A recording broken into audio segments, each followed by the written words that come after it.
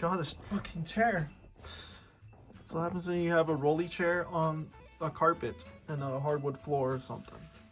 So, besides unfunctional chairs on carpets when they should be on hard floors, we got Dark of the Moon Megatron and Igor. Let's get into accessories. So, one of them's obvious. It's the tarp that he has like as a cape, and then on his back is his shotgun. Little port that's sticking out. There's a hole on his back right there, and you could port the shotgun in there. So look at that, just like the movie. So that's pretty sweet. So Megatron comes with the shotgun. I wonder if the original Dark of the Moon Megatron could hold it. I don't think so, and I can't really test it because I don't have the original and I never got the original. So yeah, this is what the shotgun looks like. It's pretty long. And then obviously the tarp, this is the only Transformer that comes with soft goods. So take that, Star Wars nerds that don't like Transformers. We get soft goods here too. Not as often. In fact, this is the only instance of that. So yeah, other than that, he looks pretty naked. So just gonna have him stand there while we look at Igor real quick.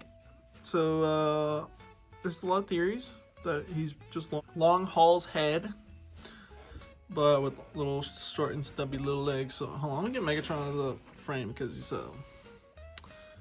kind of taking away from the spotlight of Igor. So yeah, he's a tiny little fella. Here's next to my thumb. So tiny little dude, and he's got articulation. He's got ball jointed arms, even though they're both different sculpts. And then he can sit down. So that's pretty cool. So it looks like he's rattling like a little baby. That's what Igor technically is, like a little baby. Igor can incorporate into Megatron's robot mode, but you have to take off the tarp piece, otherwise it doesn't work. So yeah, he has two little ports on his back. So actually, fun little thing, if nobody realized, there is a hole on Laserbeak, so you can also put Laserbeak on here too. So see, look, you can put Laserbeak on there too. So if I just blew your mind that you could do that, you're welcome. Let's get into articulation. So Megatron can look up, crazy up, like beautifully up. And he can't look down. He straight up can't. So yeah, arms can go all the way around. And then they could hinge out that far. And then double jointed elbows, but oh, wow, that's pretty crazy. And then another swivel, and then a elbow swivel. I don't know. And then both hands can hinge, but for some reason this one can do that with this hand. So then the legs, he does not have a good spread actually. So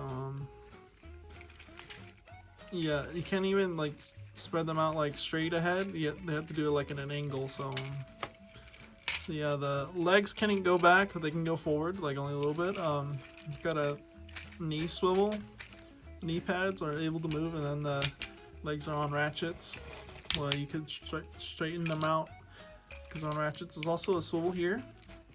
That's because transformation. He's got ankle pivot, but it's not really that good. Revenge of the Fallen Megatron, and you can see how greatly bigger he is when he's a truck. He's a second in command who doesn't really seem like he was in the movie. We got Starscream. Actually, let's just get that whole Africa scene right here. So, got Soundwave with Laserbeak and Starscream because they all appeared in the Africa scene. I don't have Shockwave, so I can't do that final scene of the Dark of the Moon game because funny story about Shockwave is that I never saw him in the fucking stores. So let's get into some more Decepticons. So the final three Decepticons. Here we have my original crankcase from the original Dark of the Moon toy line. As you can see, he's seen some better days, and he's quite sharpied a bit. So yeah, you can see the dreads are missing because they came off with time because it's soft plastic connected to clear plastic. Then we have Crowbar from the Wave 1 Studio Series, and then this next figure, well, technically not Studio Series, it was part of the Last Night toy line, and knowing the Bayverse stuff, they like to reuse designs. So here's Berserker. And this is as close as you're gonna get to having a Studio Series crankcase, because there's some fucking reason when Hasbro did crankcase in Studio Series, they reused the mold for crowbar for crankcase instead of using Berserker, which was the most logical choice. So if they ever do crankcase again, they better fix their mistake and use this guy. But I saw the leaked picture of Hatchet, and he looks pretty close in color scheme with these two, so I don't know, once I have him, I'll be pretty satisfied, and then I'll do a video on the Dreads. Let's get to the Autobots. So we got Optimus Prime, obviously not the Dark of the Moon one. So then we get Ironhide. May Primus rest in his soul. Still gets to me. I swear that death still gets to me to this very day. So I'm just gonna fit all the Autobots here. So Ironhide. We got Ratchet. The only problem with this Ratchet is the green. He was like more like a muted green in the movie than like a bright ass neon green. Here's Sideswipe. Dino. And Bumblebee. So yeah, this is all Dark of the Moon Autobots I have. Ironhide is technically an Optimus, or the first movie ones, but I mean, like, they're good stand-ins. And the Ironhide's basically like the same in all three movies, so he's okay, he's good. He's need to change, and I just realized that I forgot one. I forgot a comparison. It's not an Autobot, it's a Barricade. I forgot about him, that he was right here, so my apologies. So first off, you gotta do, for what is everybody's worst nightmare for some reason, parts forming. So you gotta take the gun off, and you gotta take the tarp hood piece, and then guess what? You gotta take these chains off, which are, it's pretty clever how they were made, is that they latch onto hooks. But yeah, for some reason, no one likes parts forming, even though it's like the lifeblood of Transformers, and it's not that bad on a lot of figures, actually. Like Earthrise RC, she's not bad, it's just a fucking toy. $20 toy, what do you expect them to do with a $20 toy? Okay, so yeah, you gotta do this with the legs. Straighten them out, like, very, very good, I guess. As straight as I can't think of anything. As straight as a pencil. So yeah, what you do is this way. You use that swivel, and then you do that with the legs. So yeah, in fact, you do need to do the ankle tilt in order to do that. And then you put the wheels out, and then you fold the whole front of the truck up. So yeah, as you notice, it's very hollow, which is apparently a very big issue. But I mean, I don't see the issue. But then again, I'm probably a little too positive about shit, to the point that I might get called a shill, Hasbro shill, which if I was, then I'd be telling you, go buy this toy.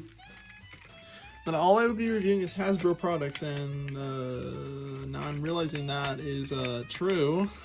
I review mostly Hasbro shit, so I guess I am a shill, but I don't get paid to do any of this shit, so no, I'm not a shill. I just happen to like their stuff. So yeah, you do this part. Go, why is it not going? There you go. So yeah, so it gets a flat little part. So yeah. So when you do that, it untabs from here the crotch. So then you could take off the whole chest piece off from the head. So then you fold the head in like that.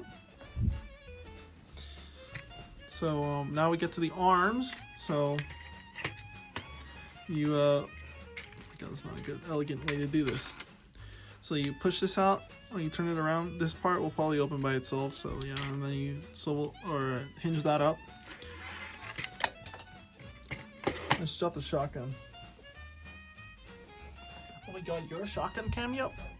So yeah, and then you do the same thing on the other arm. So I'll do the opposite. So you hinge this out forward, then you push that up, and then turn it around. So then you shove it in there. So it tabs in. So there's like a tab right there. There's a tab right there, and there's a hole right there. So you just do it so it tabs into that hole. Then you shove the arm in there, like so. I'll probably do it very elegant way. So you tab it up there. Then you shove. Oh my god! Shove the arm in there. So there you go.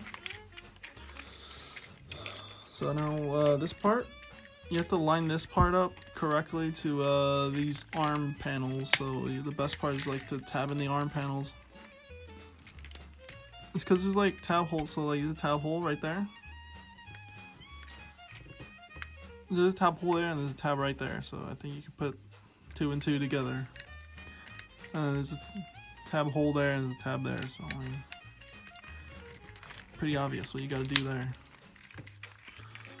So that's pretty much it, but there is a little bit of little things you gotta do. So, shotgun. There's tabs right there. You can clearly see them. Let me point them on the other shotgun line right there.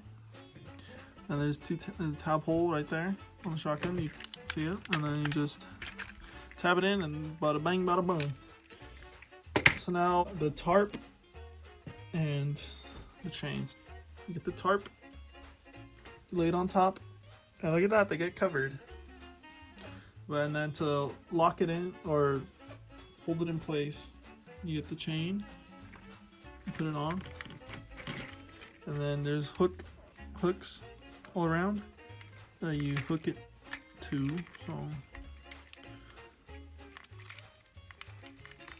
So yeah, to find the right orientation's pain in the ass.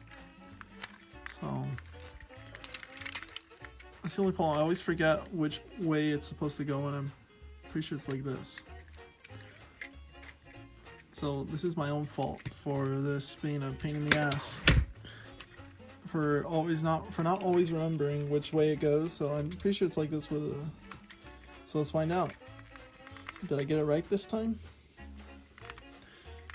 Because I'm pretty sure the double chain part goes here, and then yeah. And then you could just fix this part. And there you go, and now you have Megatron transformed into his truck mode. So on the stock images, that's where Igor is placed, and yeah, that's a pretty cool truck. It's basically the same. It's basically an oil truck. So who else transforms into an oil truck? Leave that question in the air for you, so you can choose to answer or not, but we'll find out at the end of December. And yeah, he's a pretty long truck, obviously, because oil trucks are long. Let's get into some comparisons. So we got Megatron, obviously. Let's go to his Starscream. Look at them, dynamic duo. Actually, might as well get these two out of the way too. Barricade and Soundwave. Nice size difference. It looks about right to real life. And then we got the dreads.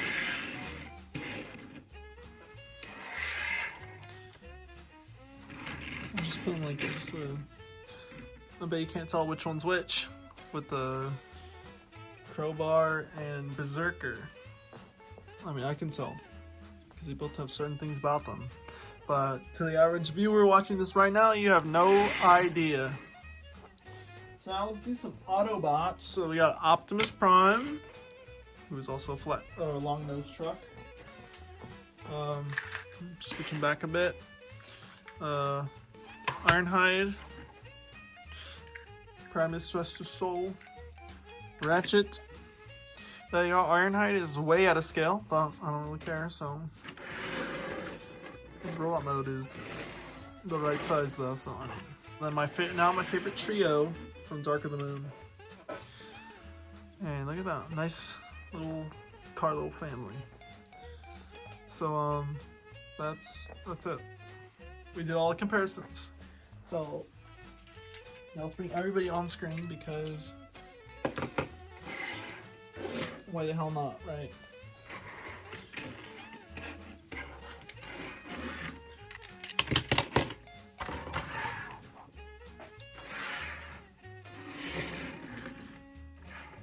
Okay, so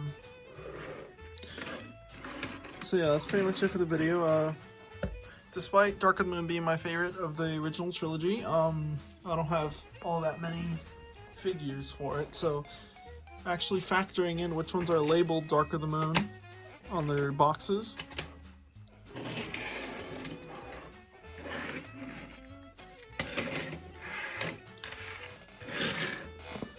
It brings us to a very small amount, so